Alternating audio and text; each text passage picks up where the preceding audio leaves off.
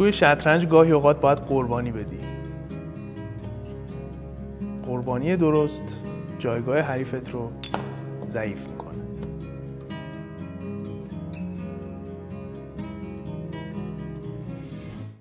سلام بچه‌ها، وقتتون بخیر باشه. با قسمت دوم شطرنج با بازار در خدمت شما هستیم. تو این قسمت یه مبحثی رو میخوام بهتون آموزش بدم که کلا دیدگاهتون نسبت به ترید تغییر میکنه. استقبال خیلی خوبی از اپیزود اول داشتیم. تازه اپیزود اول یه جورایی به چشم من مقدمه است و سوالات خیلی زیادی پرسیدن دوستانی که اپیزود اول رو دیدن، ولی خب متاسفانه این آموزش مثل دوره اصلی ما، یعنی دوره شکار پول هوشمند، نیستش که منتورینگ داشته باشه و ما متاسفانه زیرساخت و منتور به اندازه کافی نداریم که بتونیم پاسخگوی سوالات شما عزیزان باشیم. ولی خب حالا سعی می‌کنم اگر سوالا یه جا جمع شد سعی کنم یکی دو تا ویدیو برای رفع اشکال براتون بسازم. ولی خب اون منتورینگی که ما داخل شکار پول هوشمند انجام میدیم و چارت شما رو نگاه می‌کنیم، سوالاتی که با چارت میفرستین یا با وایس میفرستین رو ما هم متعاقباً با وایس و چارت خدمتتون پاسخ میدیم و توضیح میدیم، اینجا متاسفانه امکانش نیست. در اپیزود اول اومدیم به شما گفتیم که پترن ها رو چطور ترید کنید، چطور پترن ها میتونن در واقع خیلی مخرب باشن، میتونن خیلی به شما ضرر بزنن. با شکست روندها اگر بخواید صرفا ترید کنید و مثلا یه 4 تا خط رو بخواید با هم دیگه وصل کنید، بخواید با اونا وارد معامله بشین، همیشه سوده نیست، همیشه ریسک بری وارد خوبی نداره. خیلی اتفاقاتی مثل فیک اوت ها میفته که ما در اپیزودهای بعدی خدمتتون توضیح میدیم و همه چیز وقتی که چارت اینجوری معلومه و گذشته مارکت مشخصه، ما بایاس داریم، یعنی خطا داریم وقتی که میخوایم بر اساس پرایس اکشن کلاسیک بیایم بازار رو بک تست بگیریم، چون عمدتاً افراد اون چیزی که دوست دارن رو میبینن، نه اون چیزی که اتفاق افتاده. و اینجوریه که مثلا یک سری از افراد توی دمو خوبن ولی میان میگن آقا ما توی ریل داریم خراب میکنیم. خب به خاطر اینه که اون چیزی که شما آموزش دیدین و جوری که شما بک تست گرفتین تو همون بک تستا جواب میده، چون اونایی که فیل میشه، اونایی که شکست میخوره، اونایی که جواب میده رو شما نگاش نمیکنی، شما اصلا چشت نمیره که پیداش کنه. و مشکل سبک‌های کلاسیک و حالا سبک‌های ایندیکیتوری به این شکله، یعنی مشکل اصلیش اینه. خب اینکه شما به فرض مثال بدونید که پترن‌های کلاسیک به چه دردی میخورن ولی باهاشون ترید نکنید، منظورم اینه که بدونید چیان، خیلی خوبه. یک نفر ممکنه بگه بابا پرایس پیشرفته یاد بگیر، نمیدونم لیکویدیتی، آی سی تی، آر تی ام، اسمارت مانی، فلان اینا. البته بماند که همه اینا مجموع همه ایناست که من دارم خدمتتون الان آموزش میدم و به جرئت میتونم بگم آموزش شطرنج با بازار میشه گفت 10% مطالب پیشرفته شکار پول هوشمند رو هم داره و مطالبی که دارم بهتون میگم پیشرفته است. ولی شما باید پرایس اکشن کلاسیک رو بلد باشین، باید دیدگاه بروکس رو بلد باشین، باید بدونید که وقتی یک شکست اتفاق میفته، وقتی یکی روند میشکنه، وقتی یک پترنی میخواد اتفاق بیفته، نکلاینی میخواد بشکنه، عموم به چه چیزی فکر میکنن، ریتیل تریدرها یا خرده تریدرها به چه چیزی فکر میکنن. خیلی از این ربات ها بر اساس دیدگاه های ریتیل ساخته شده که مؤسسات مالی بزرگ دارن ازش استفاده میکنن، ولی خب با مدیریت سرمایه گاه هم میبینید که دارن بیلیون ها دلار هم سالانه سود میکنن، ولی بر اساس ریتیل، بر اساس یه سری از حجم ها و معاملاتی هست که در گذشته انجام شده، یه سری دسترسی ها هستش که ما خبر نداریم. تئوری های مختلفی پشت مارکت هست. این که اصلا من و شما به عنوان یک ریتیل یا کسی که پولی آورده، حالا مثلا نهایتا شما $100,000 پول آورده، زیاد تاثیر خاصی تو مارکت نداره و جمع‌آوری پول ما برای بزرگان بازار مهم نیست. لذا مارکت داره کار خودشو میکنه. از اون سمت تاجرها دارن خرید و فروششون رو یورو دلار میکنن، هج میکنن، نمیدونم معاملاتشون رو انجام میدن، بانک‌های مرکزی خریدای خودشون رو انجام میدن، لیکویدیتی پرووایدرها میان خرید و فروش خودشون رو میکنن و اصلا با ما کاری نداره، ما اصلا سوسکیم. این یک تئوریه که آقای ایف مبتکر سبک RTM و افرادی مثلا مایکل هادلسون مبتکر سبک ICT در موردش صحبت میکنن، این که آقا مارکت میکر یک الگوریتمی داره و بر اساس این الگوریتم حتی اون $1 پولی که شما تو جیبتون هستش رو هم میخواد در واقع در بیاره از تو جیبت. و یه جورایی حالا تئوری توته است این تئوری، ولی ممکنه اون هم درست باشه. مورد بعدی هم اینه که آقا انقدر ربات‌ها، تریدرها، فاندها، بانک‌ها، دست‌های پشت پرده، پول هوشمند، اینا همه با همدیگه مجموع رفتارها شده این چارتی که شما می‌بینید و بر اساس این رفتار و این الگوریتم شما میتونید از مارکت سود بگیرید. من کاری ندارم که کدوم یکی از اینا درسته، اما چیزی که میدونم اینه که ما اگر بر این باور باشیم، به فرض مثال که یک پول هوشمندی وجود داره و این پول هوشمند همواره در حال جمع‌آوری لیکویدیتی و نقدینگی هستش، الان بهتون جلوتر میگم نقدینگی یعنی چی، اون موقع ما میتونیم خیلی راحت‌تر به بازار نگاه کنیم و خیلی راحت‌تر گول نخوریم و سود بگیریم. یکی از علت‌های اصلی که من میگم پترن‌های کلاسیک رو باید یاد بگیرید همینه. توی دوره شکار پول هوشمند ما کامل پترن‌های کلاسیک رو آموزش دادیم. چرا؟ چون باید ببینی که چه جوری قراره کلا سرت بره، بشناسی و بعد برعکسش عمل کنی. ببینید چطور کلاه سر ریتیل تریدرها یا خرده تریدرها میره، بشناسی و برعکسش عمل کنی. مثلا میگم یک سطح اینجا شکسته، این سطح خیلی هم ممکنه بگن که خب یک سطحیه اینجا اومده، مثلا تو دیدگاه‌های کلاسیک به این میگن بیلد آپ، یعنی بازار اومده اینجا قشنگ این فنر جمع شده، جمع یه دفعه به سمت بالا شکست. این امتیاز مثبت واسه شکست تریدراست که قبلش مارکت بیلد آپ داشته باشه. بعد شما میبینید که یه برخورد، دو برخورد، خب شکست اتفاق افتاده، روند صعودیه، احتمالا مارکت میاد مثلا پایین، اینجا یک پول بک میزنه بر اساس دیدگاه کلاسیک و میره تا مقاومت بعدی. اما اتفاقی که میفته چیه؟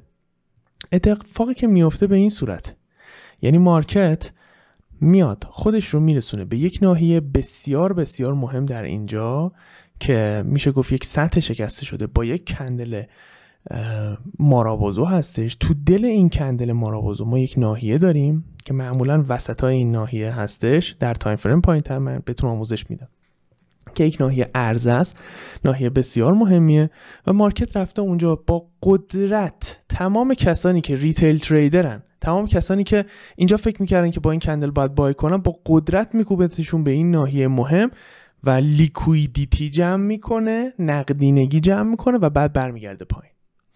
من به بچه‌هام توی شکار پول هوشمند از ابتدای دوره بهشون آموزش دادم که آقا جان، به جای اینکه بیای با این شکست ترید کنی، اجازه بده این اتفاق بیفته، یا اینجا وارد شو استاپتون پشت، یا اجازه بده یه پول بک اینجوری بزنه، بعد وارد معامله شو با ریسک پریوارد بهتر.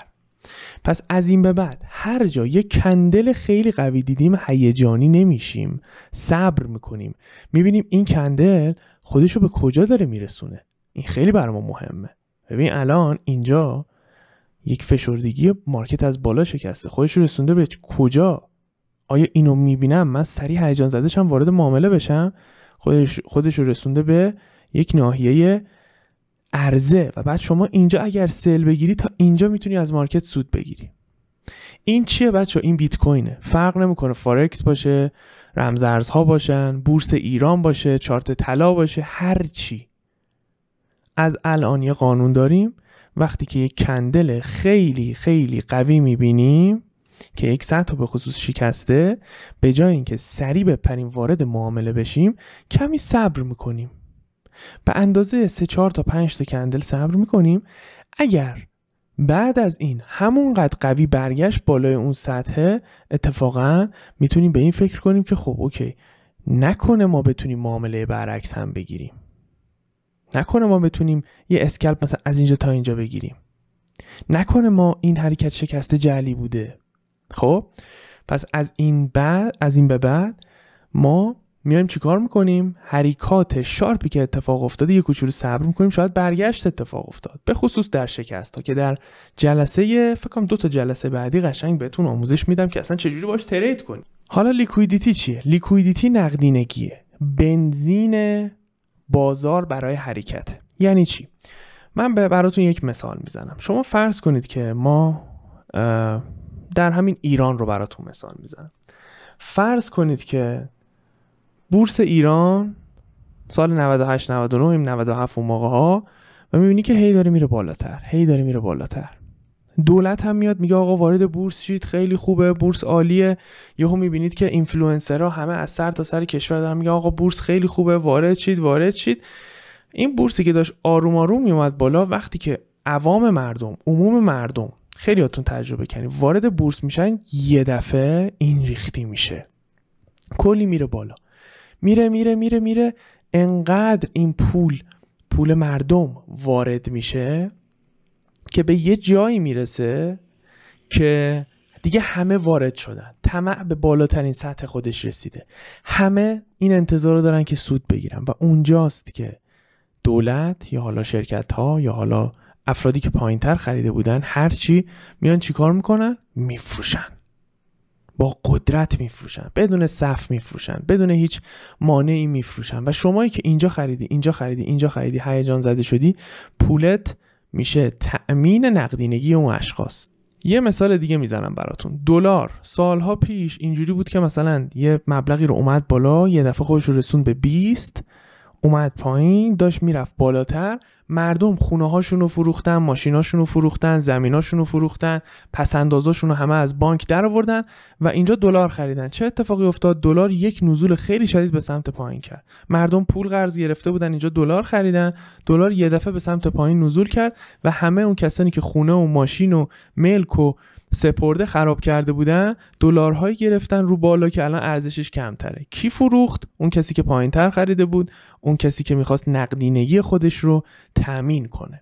در بازار کریپتوکارنسی هم همینه، در بازار فارکس هم همینه.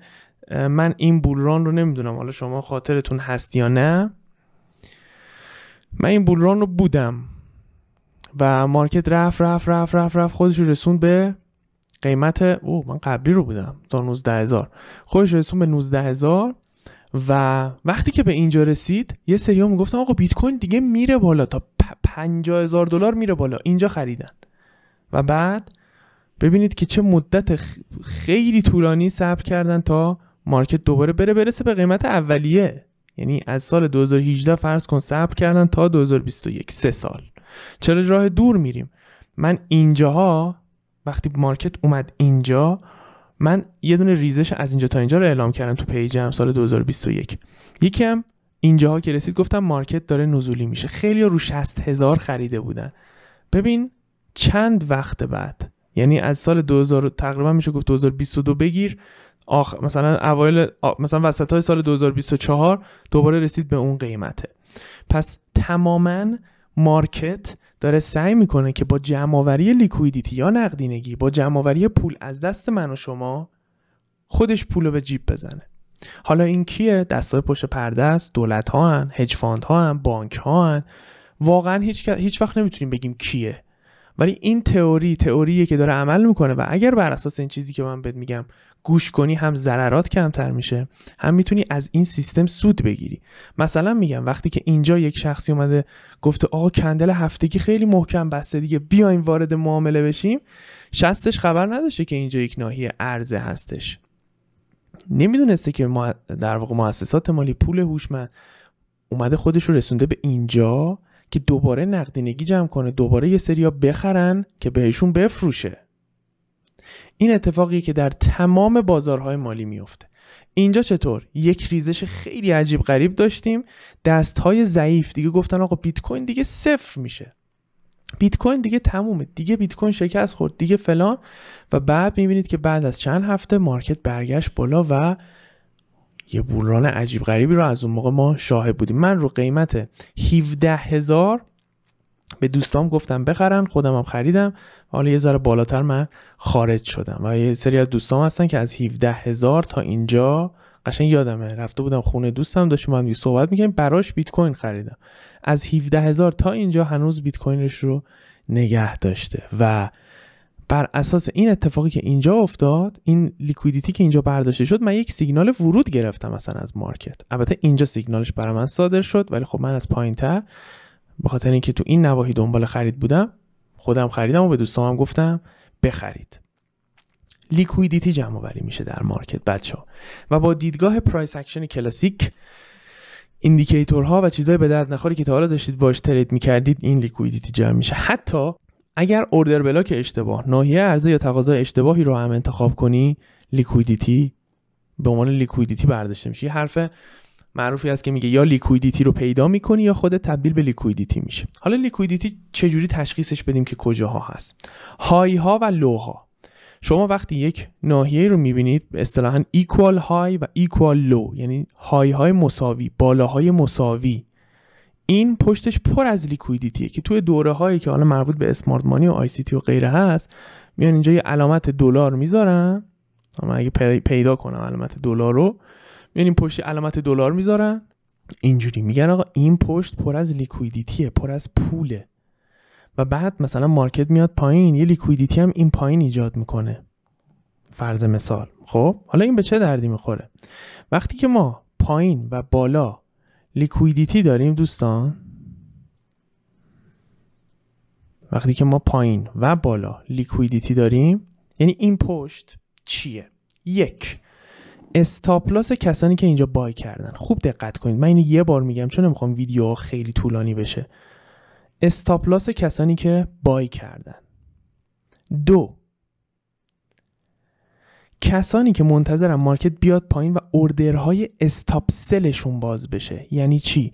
اوردرهایی که تا میاد پایین اوردر سل براشون باز میشه به صورت اتوماتیک. 3، استاپ لاس کسانی که این پایین خریدن و اینجا سیو سود نکردن. مثلا تارگتشون خیلی بالاتر بوده، این بالا بوده، نرسیده، داره برمیگرده پایین، پیش خودشون هم میگه خب برمیگرده میره بالا دیگه دوباره. و 4، کسانی که وقتی مارکت میاد اینجا و میشکونه اینو، میان اوردر سل باز میکنن. یعنی چی؟ یعنی میگن آقا ما اینجا اوردر سل باز میکنیم، استاپ لاسمون اینجا، حالا مثلا استاپ لاسمون اینجا، و بعضی هم که تو پول بک میخوان وارد بشن.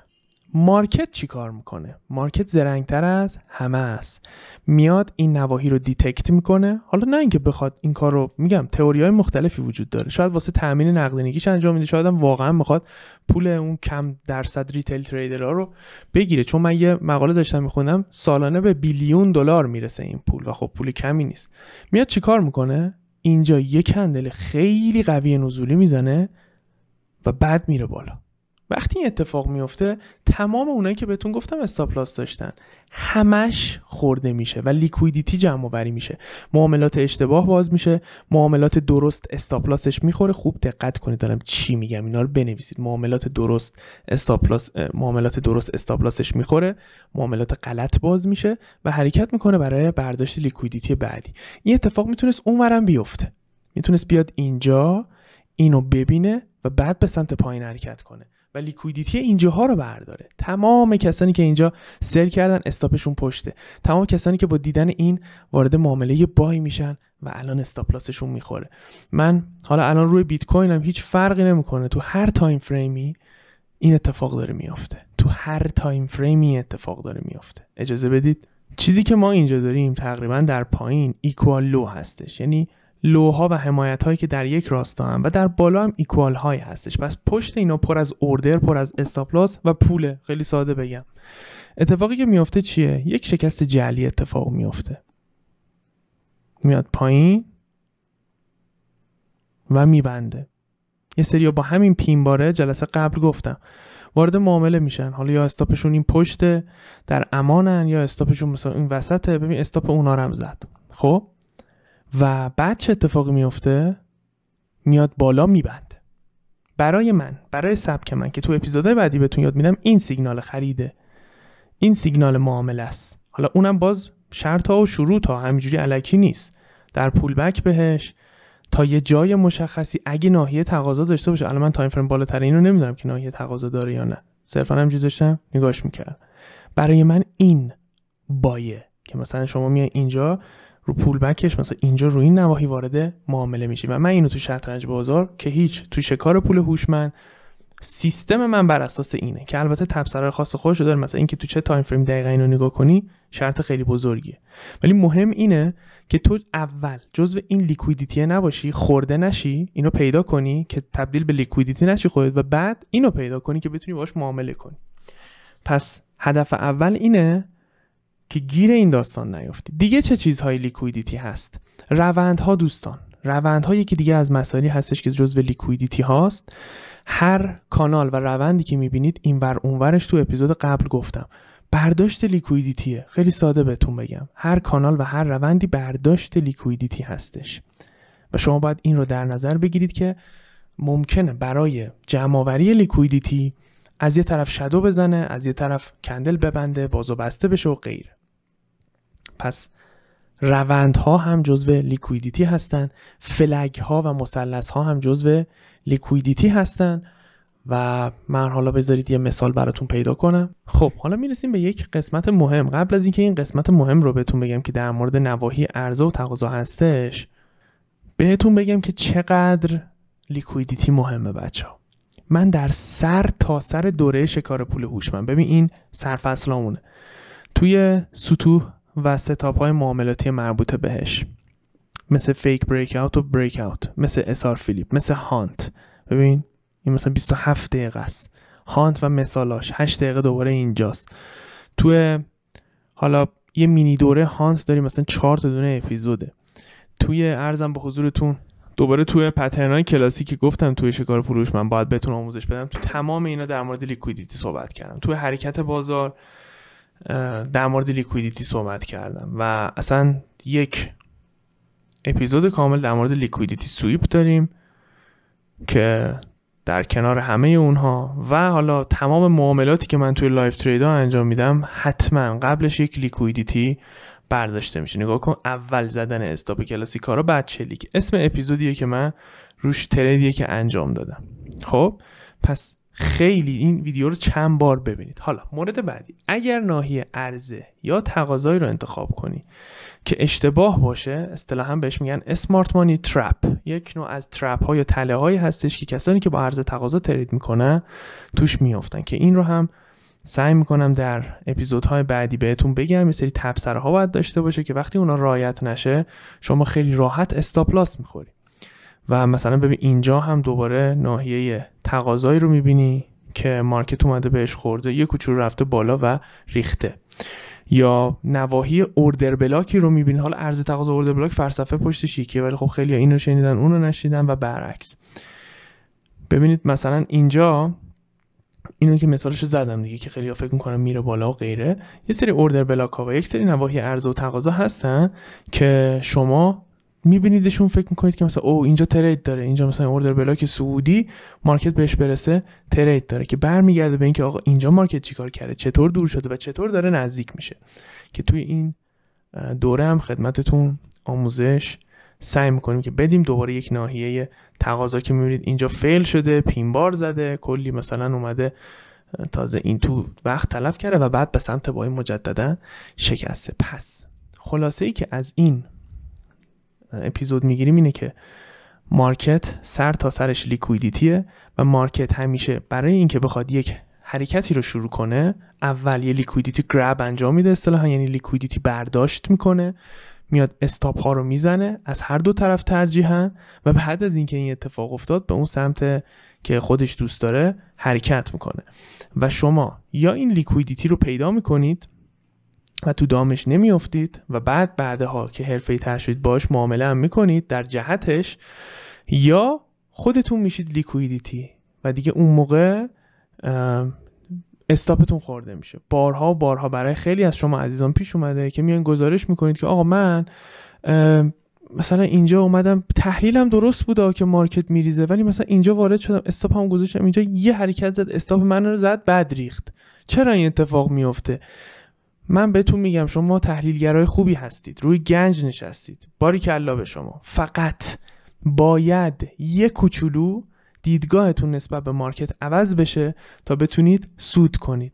این شخص دیگه داره کاملا برعکس ترید میکنه که میاد اینجا با این شکسته با این کندله هول میشه، وارد معامله میشه و مثلا استاپشو میذاره این پشت و نمیدونه که این اتفاق افتاده. مارکت میکر این کندل رو ساخته، مارکت رو از اینجا تا اینجا آورده بالا که خودشو برسونه به این ناحیه عرضه که پر از اوردر سله و شما اینجا در جایی که نباید وارد معامله خرید میشی و اتفاقاً بنزین مورد نیاز واسه این حرکت رو تو ایجاد میکنی، تو و امثال تو و خیلی از هج فاندها و خیلی از مؤسسات مالی. و اینجا پوزیشن های فروش هم اتفاق میفته. فرض کن اینجا یک نفر میخواد $بیلیون بفروشه، برای اینکه این پوزیشن ها پر بشه باز بشه باید یک دیدگاه برعکس ایجاد کنه که بهم میگن ایندیوسمنت. حالا جلوتر شاید به مبحث ایندیوسمنت هم برسیم، این دیگه مستقیم توی دوره شکار پول هوشمند هستش. پس گیر این نیافتید، با کندل ها هیجان زده نشید و اتفاقا دنبال این برگشت ها بعد از کندل های هیجانی باشین. خودتون چک کنید تو مارکت، هر جای مارکت قوی رفته بالا قوی رفته پایین یا قوی اومده پایین قوی رفته بالا، ببینید بعدش چی شده. اینم از اپیزود بعدی، امیدوارم که براتون مفید بوده باشه. حتما تمرین کنید.